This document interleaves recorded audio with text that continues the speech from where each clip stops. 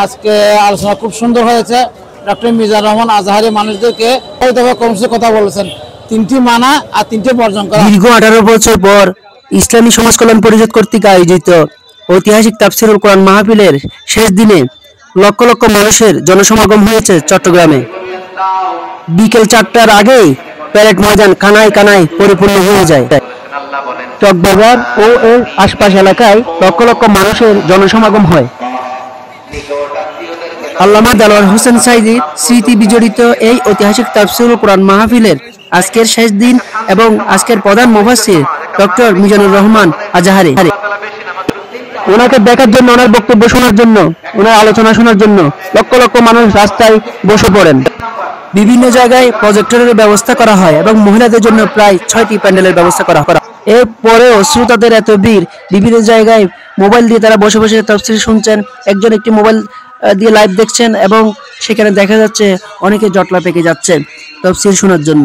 তাছাড়া আমি দেখতে পেয়েছি একটা মার্কেটের উপর থেকে একজন ভাই একটি টেলিভিশন লাইভ দেখাচ্ছেন এবং সেখানে মানুষ বসে বসে তাফসীর শুনছেন। মানে এমন কোনো জায়গা নাই, আনাচে কানাচে পরিপূর্ণ হয়ে গেছে সব জায়গায় এই ডক্টর মিজানুর রহমান আজহারির বক্তব্য শোনার জন্য।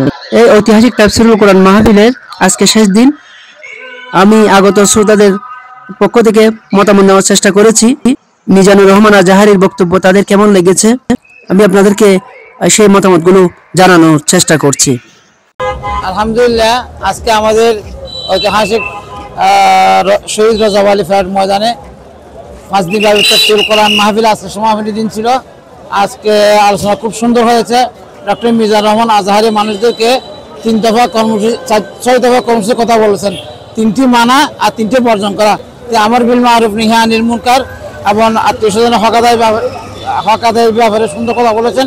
এছাড়া মানুষকে অশ্লীলতা, নগ্নতা এবং বৈষম্য বিরোধী সমাজ বিনির্মাণের মানুষকে আহ্বান করেছেন। এছাড়া তিনি মানুষদেরকে নিষিদ্ধকৃত কাজ থেকে নিজেকে এবং সমাজকে মুক্ত করার জন্য জোর দাবি জানিয়েছেন, জনসচেতনতা বৃদ্ধি করেছেন। এছাড়া সীমা লঙ্ঘনকারীদেরকে আল্লাহ পছন্দ করে না, এই বিষয়ে সীমা লঙ্ঘন পরিহার করতে মানুষকে উদ্বুদ্ধ করেছেন। এছাড়াও বক্তব্য রেখেছেন শামীম সাঈদী রহমতুল্লাহ আলাইহি। তিনি তার আব্বাজান মরহুম শহীদ আল্লামা দেলোয়ার হোসেন সাঈদীর আত্মার মাগফিরাত কামনা করেছেন। তার রেখে যাওয়া আদর্শ বাস্তবায়নে জনগণের সাহায্য এবং সহযোগিতা কামনা করেছেন। একটা সুন্দর সোনালী সমাজ বিনির্মাণে আসলে ঐতিহাসিক তাফসীরুল কোরআনের কোনো বিকল্প নেই। আমরা সকল মানুষ যদি যার যার অবস্থান থেকে দৃষ্টিবিন্দু পাল্টায়, একটি সুন্দর সমাজ বিনির্মাণে যদি সবাই যদি সচেতনতার সাথে, সক্রিয়তার সাথে কাজ করি, তাহলে ইনশাআল্লাহ আগামী দিন হবে ইসলামের দিন, আগামী দেশ হবে ইসলামের দেশ। আল্লাহ রাব্বুল আলামিন আমাদের সকলকে তার দিনের জন্য ধন্যবাদ আপনাকে। আমি আরেকজন ভাইয়ের সাথে কথা বলার চেষ্টা করব।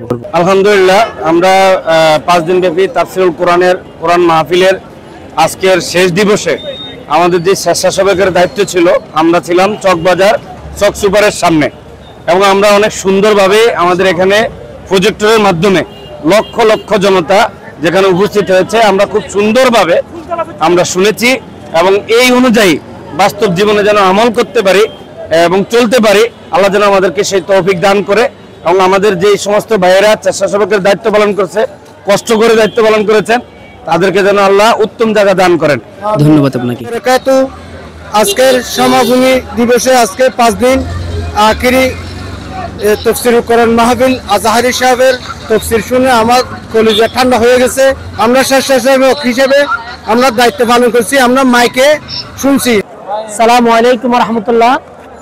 আজকে ঐতিহাসিক 5 দিন ব্যাপী তাফসীরুল কোরআন মাহফিল আল্লামা দেলোয়ার হোসেন সাঈদী পরিচালিত ঐতিহাসিক প্যারেড ময়দান রজব আলী ময়দানের এই তাফসীরুল কোরআন মাহফিল ডক্টর মিজানুর রহমানের তাফসীর শুনে আমরা আল্লামা দেলোয়ার হোসেন সাঈদীর সেই রুহানি খোরাক আমরা পেয়েছি।